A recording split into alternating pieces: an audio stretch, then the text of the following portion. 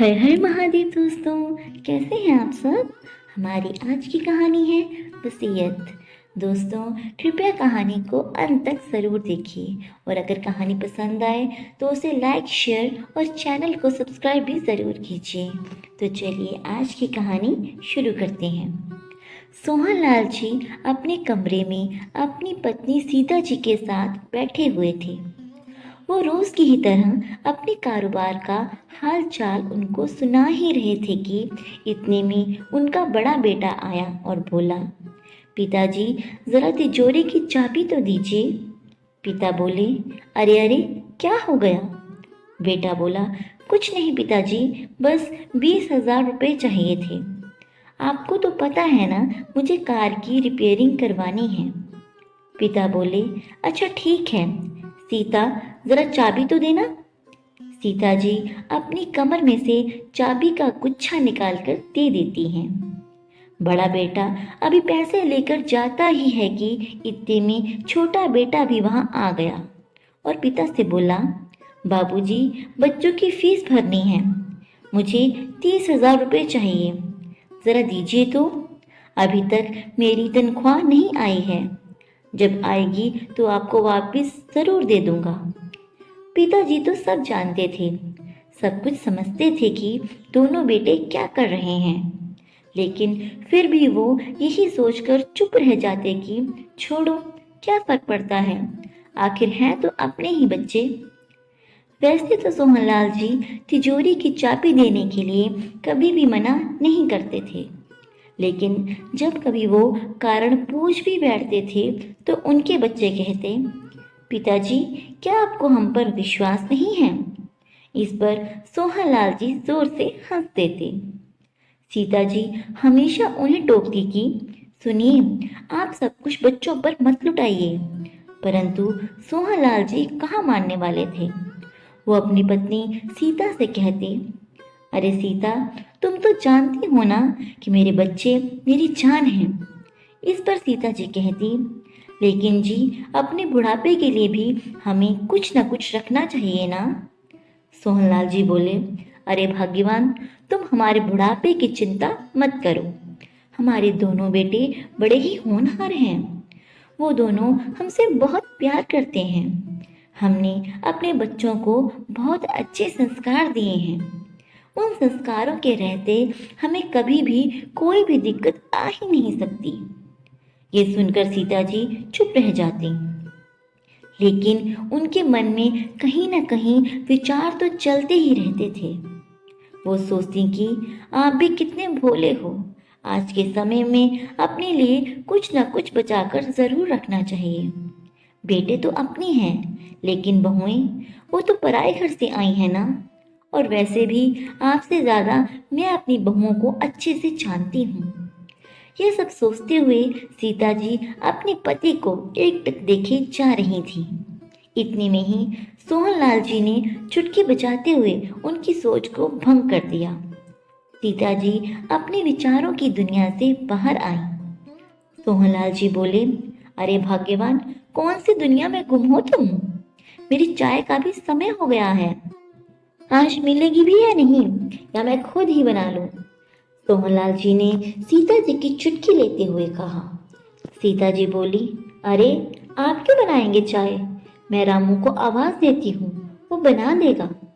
सीता जी ने ऐसा इसलिए कहा क्योंकि सीता जी ने रसोई घर और घर के दूसरे कामों के लिए नौकर रामू को रखा हुआ था, ताकि बहुओं पर काम का बोझ न पड़े और वो खुद भी इस उम्र में ज्यादा काम नहीं कर सकती थी।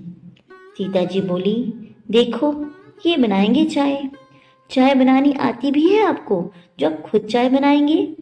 इस पर सोहनलाल जी बोली, श्रीमती जी आप मुझे चैलेंज मत कीजिए, मैं ना बहुत ही बढ़िया चाय बनाता हूँ, चलो आज मैं तुम्हें चाय बनाकर पिलाता हूँ। ये कहते हुए सोहनलाल जी रसोई घर में जाकर चाय बनाने लगे। इतने में रामू भी आ गया और सोहनलाल जी से बोला, अरे बाबूजी, मैं किस लिए हूँ, मैं चाय बनाता हूँ ना। सोहनलाल जी बोले, अरे नहीं रामू, आज की चाय तो मैं ही बनाऊंगा और साथ में तुम्हें भी पिलाऊंगा। ये कहते हुए सोहनलाल जी चूल्हा जलाने लगे। बाहर दोनों बहुएं ये सब देखकर अपनी हंसी बहुत मुश्किल से रोक पा रही थीं। शाम को सीता जी और सोहनलाल जी रोज की तरह बाहर सैर करने के लिए निकले। सीता जी खुद को बहुत ही भाग्यशाली महसूस करती थी कि उन्हें सोहनलाल जी जैसा सुलझा हुआ इंसान पति के रूप में मिला। लेकिन कहते हैं ना, कभी कभी अपनी अच्छी किस्मत को अपनी ही नज़र लग जाती है। वो दोनों पति पत्नी अभी थोड़ी दूर ही निकले थे कि देखा सामने से एक ट्रक तेजी से बेकाबू होकर उनकी तरफ ही आ रहा था।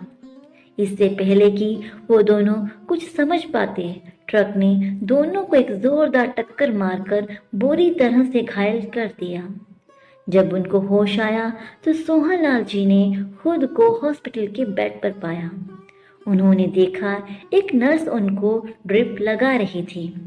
उन्होंने उठते ही सीता जी के बारे में पूछा तो नर्स ने बताया कि सीता जी की हालत बहुत गंभीर है, उनको बहुत ज़्यादा चोटें आई थी, वो अभी आईसीयू में हैं। ये सुनते ही सोहनलाल जी ने अपनी ड्रिप उतारकर एक तरफ फेंक दी। चोटें लगने के बावजूद वो उठकर खड़े हो गए और सीता जी के वार्ड की तरफ चल पड़े। उनको दर्द तो बहुत हो रहा था, लेकिन पत्नी के प्यार की हिम्मत ने उनको चलाए रखा। नर्स और हॉस्पिटल के अन्य कर्मचारी उनको पीछे से आवाज लगा रहे थे, लेकिन सोहनलाल जी को तो जैसे कुछ सुनाई ही नहीं दे रहा था।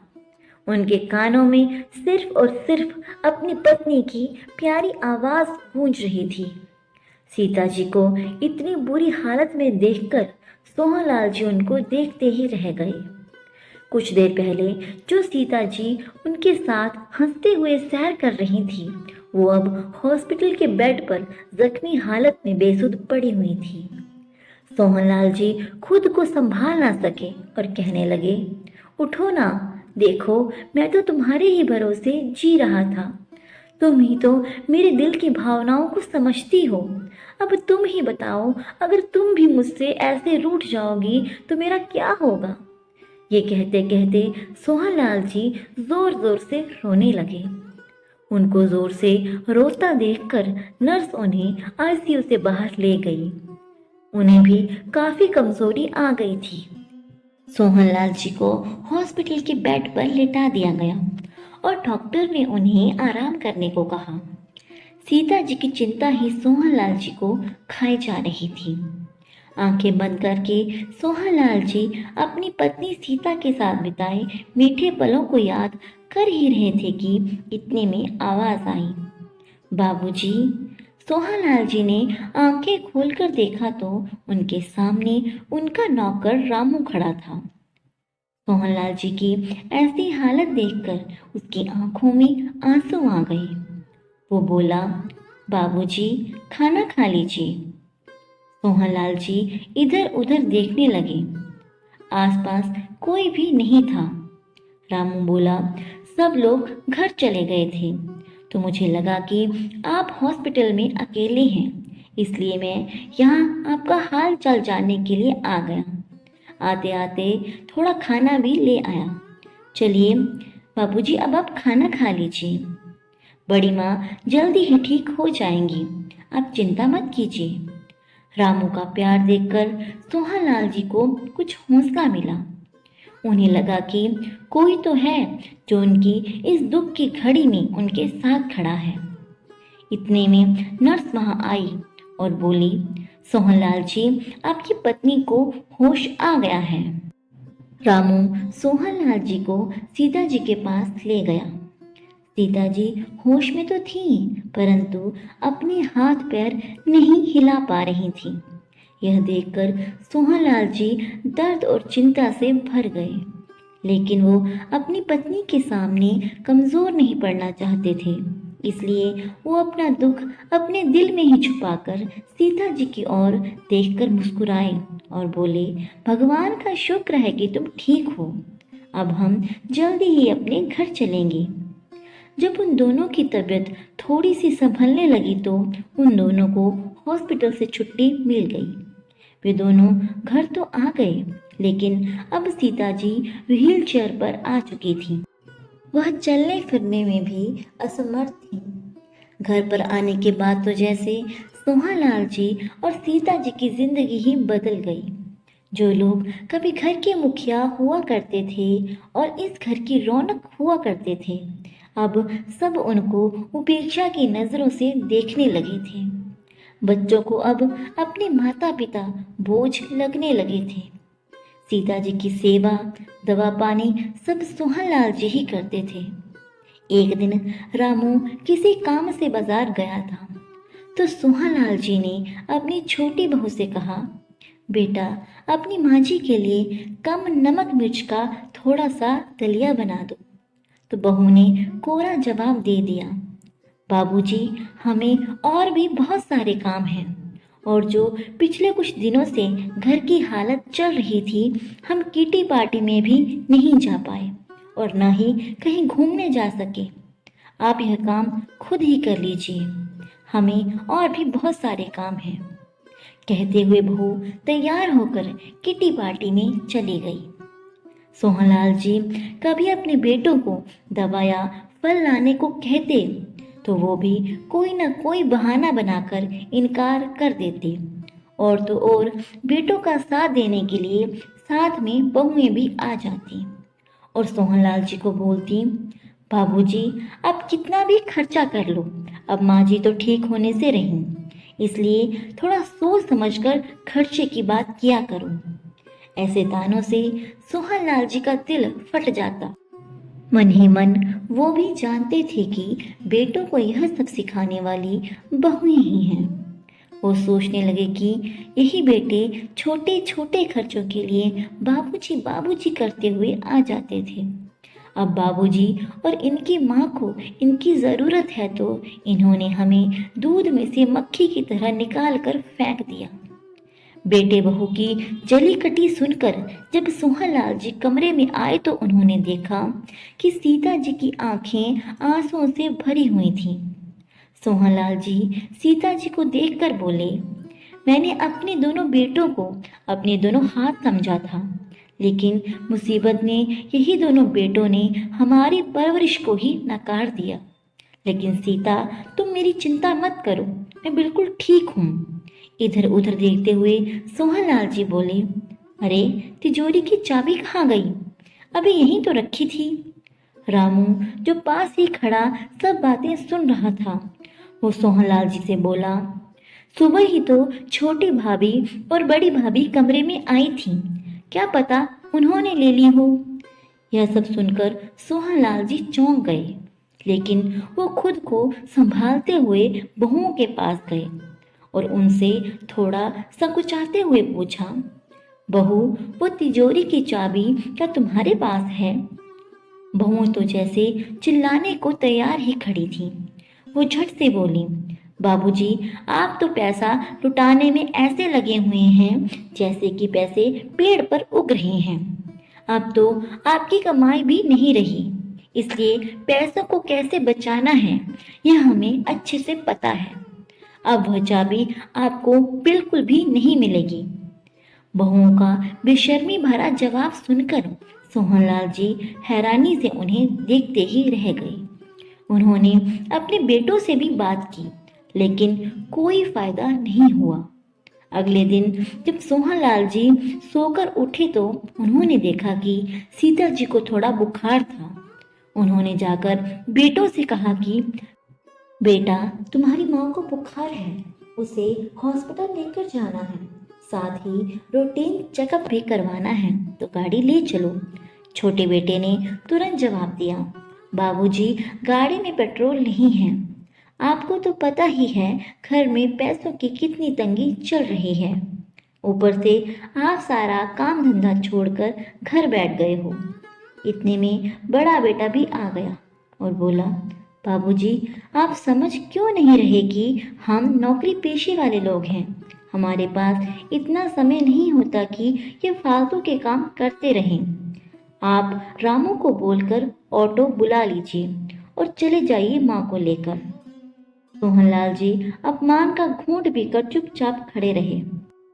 उस समय सोहनलाल जी ने कुछ भी न बोलना ही उचित समझा। इतने में ही रामू ने आवाज लगाई, आइए बाबूजी, मैं ऑटो बुलाकर ले आया हूँ। जाते जाते सोहनलाल जी ने रामू से कहा, लेकिन बेटा मेरे पास तो पैसे भी नहीं बचे दवा और फल के लिए।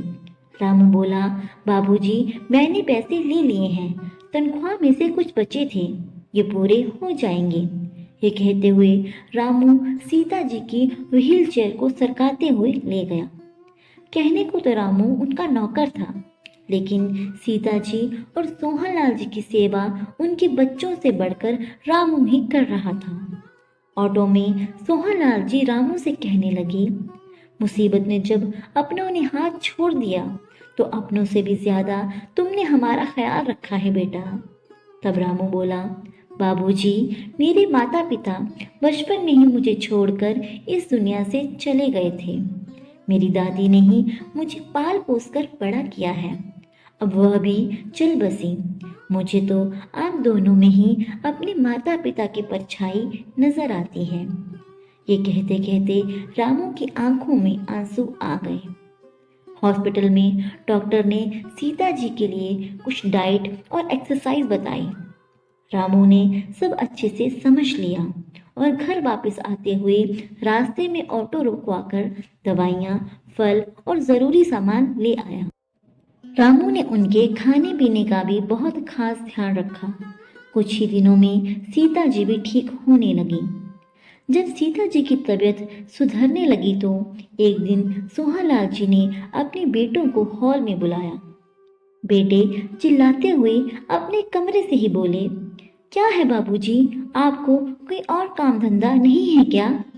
पहले तो माँ ही सारा दिन परेशान करती थी और अब आप भी शुरू हो गए।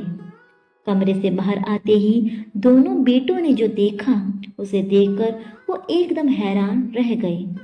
सामने सोफे पर माँ बाबूजी के साथ दो अनजान शख्स बैठे थे और सोहनलाल जी के चेहरे पर एक गजब का आत्मविश्वास झलक रहा था। सोहनलाल जी बोले, तुम लोगों को शायद नहीं पता, आज हमारी श्रीमती जी का जन्मदिन है। उसी अवसर पर यह सारा इंतजाम किया गया है। उसके बाद सोहनलाल जी ने सीता जी के साथ केक काटा और सीता जी को एक गिफ्ट पैक उठाकर देते हुए बोले, यह लीजिए श्रीमती जी, आपके लिए आपकी पसंद की सबसे महंगी वाली बनारसी साड़ी लाया हूँ। यह देखकर दोनों बेटा और बहुओं के मुंह खुले के खुले रह गए। सोहनलाल जी बोले, क्या हुआ? हैरान हो गए कि इस लाचार बूढ़े के पास इतने पैसे कहाँ से आ गए। चलो आज आप लोगों को भी एक सरप्राइज दे ही देता हूँ। सोहनलाल जी ने अपने साथ खड़े दोनों लोगों का उनको परिचय दिया। वो बोले, ये मेरे वकील दोस्त हैं दयाराम जी, जिन्हें मैंने वसीयत का बंटवारा करने के लिए बुलाया है, और ये हैं दीनदयाल जी, जिन्हें मैंने यह मकान 1,60,00,000 में बेच दिया है। इतना कहने की देर थी कि बेटों और बहुओं के सिर पर तो जैसे आसमान टूट पड़ा। बेटे बोले, लेकिन बाबूजी आप बिना हमारी रजामंदी के ऐसे कैसे? बाबूजी ने बेटों को बीच में ही रोकते हुए कहा, मेरी बात अभी खत्म नहीं हुई। सोहनलाल जी आज बोलते ही जा रहे थे और किसी की हिम्मत नहीं थी उन्हें आज रोकने की। सोहनलाल जी ने वकील को वसीयत पढ़कर सुनाने को कहा। वसीयत में लिखा था, मैं अपनी दुकान से अपने बेटों और बहुओं को बेदखल करता हूँ। उस पर आज से रामू का हक होगा। आज और अभी से रामू मेरा सारा कारोबार संभालेगा और इस मकान को बेचने से जो भी पैसा आएगा उसका आधा हिस्सा मैं अपने पोते पोती के नाम पर जमा करवा दूंगा, जो कि उनके वयस्क होने के बाद उन्हें मिल जाएगा, और बाकी की आधी रकम से मैं एक छोटा मकान खरीदूंगा और उस मकान में मैं, मेरी पत्नी और रामू तीनों रहेंगे और मेरे पोता पोती उस घर पर कभी भी आ सकते हैं। अब सोहनलाल जी बोले, तुम लोगों के पास सिर्फ 15 दिन का ही समय है, अपने रहने का इंतजाम कहीं और कर लो, क्योंकि 15 दिन बाद इस घर पर दीनदयाल जी का हक होगा। अब तक मैं इसी वहम में था कि मेरे दोनों बेटे बहुत ही होनहार हैं। मैंने सोचा था मैं लाचार भी हो जाऊं तो भी मेरे दोनों बेटे मेरे दोनों हाथ हैं। परंतु क्या सचमुच में दोनों बेटे मेरे अपने हैं? यहाँ तो सब अपने अपने स्वार्थ के लिए ही जी रहे हैं। मैं तो समझ रहा था कि यहाँ सब मेरे अपने हैं। शुक्र है भगवान का जो उन्होंने हमें ऐसा दुख दिखाया जिसके कारण मुझे दुनिया की असलियत साफ साफ दिखाई देने लगी है। उसके बाद सीता जी बोली, जब हम पर मुसीबत के बादल छाए थे तब भी तुम्हें सिर्फ और सिर्फ पैसा ही दिखाई दे रहा था। अरे मैं तो कब से इस दुनिया से चली गई होती। आखिर अपने लाचार और अपाहिज शरीर के साथ कब तक जीती मैं? ये तो मेरे किसी पुण्य कर्मों का फल है जो मुझे ऐसे पति मिले। मेरे पति और रामू की ही सेवा का फल है जो आज मैं बिल्कुल ठीक हूँ। मोहनलाल जी बोले, असल में बेटे का फर्ज तो सिर्फ रामू ने ही निभाया है। बेटे बोले, पिताजी वह सिर्फ एक नौकर है, उसे नौकर की ही जगह पर रखिए। आपके असली बेटे हम दोनों हैं। बेटे की बात सुनकर सोहनलाल जी बोले, अरे बंधी हुई तनख्वाह के अलावा दिया ही क्या है मैंने इसे? लेकिन इसने तो मेरे जीवन साथी मेरी सीता को जीवन दान दिया है। ये मेरी और मेरी पत्नी के बुढ़ापे की लाठी बना है। अब तो दोनों बेटे बहुएं माँ जी के चरणों में गिर पड़े और बोले, हमसे बहुत बड़ी गलती हो गई माँ जी, आप ही बाबूजी को कुछ समझाइए ना। हम लोग आपके ही तो बच्चे हैं और फिर रिश्तेदार क्या बोलेंगे, यह भी तो जरा सोचिए।